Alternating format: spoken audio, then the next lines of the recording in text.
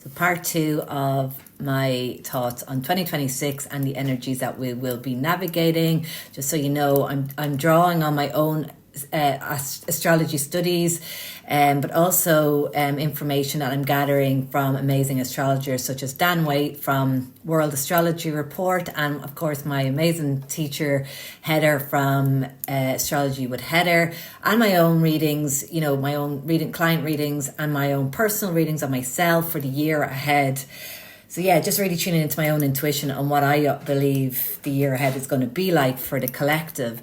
So as I said, it's a year where there is definitely a paradigm shift. So all the years till now, like especially since 2020, have been, you know, sort of exposing the corruption and the lies and the systems that we've all been born into that are keeping us limited, sick, dependent. What the energies have been doing over the past years is been obviously shining light on that, but also they have been, you know, they're dismantling these institutions.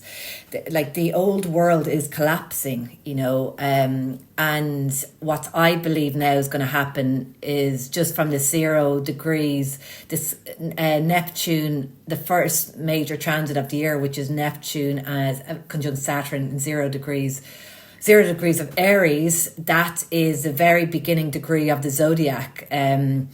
So that speaks to new dawn, new age, a new cycle, and we have never had that. Like the last time that happened was 4,361 BC. So I feel like that's where, you know, the kind of the seeds of the new world, new earth will start sprouting then, okay?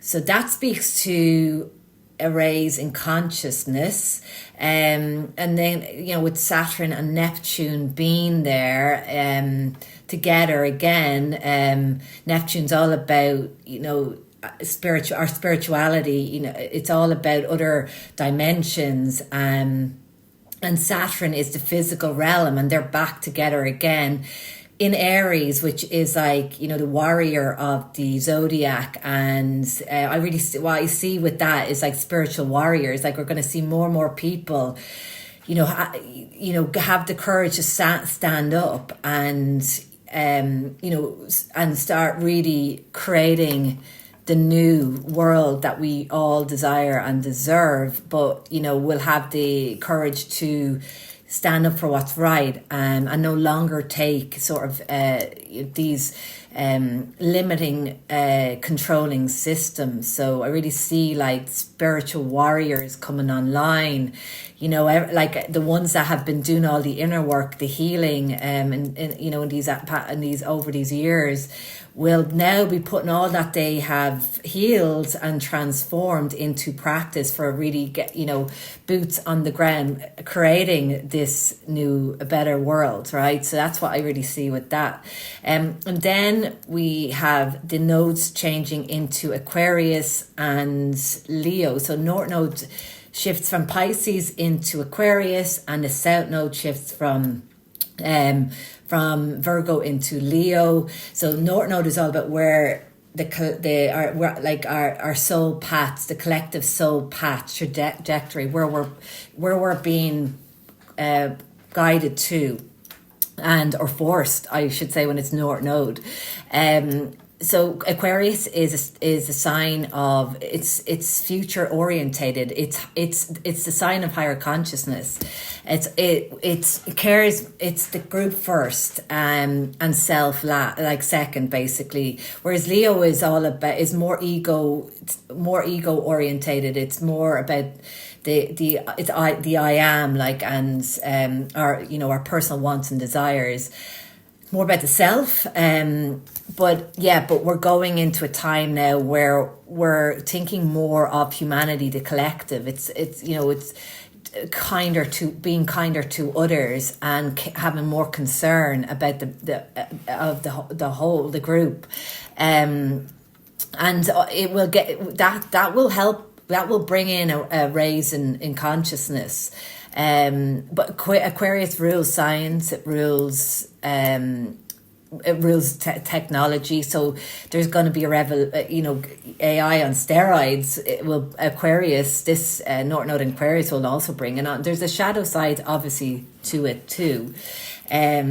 But some people will get deeper into, they'll outsource their own consciousness to AI. That's going to happen under this as well, right? So, but I believe more so it's going to help people go deeper into their spirituality and understanding that they are way more powerful, and that they have a divine essence. I think Aquarius North Node is going to help people go deeper into that and really open their mind to that, to the bigger meaning of why they're here and their existence, right? So that's the North Node in Aquarius will definitely help people broaden their open their minds to much bigger concepts. And then you're talking a lot more, expect more talk of extraterrestrials, and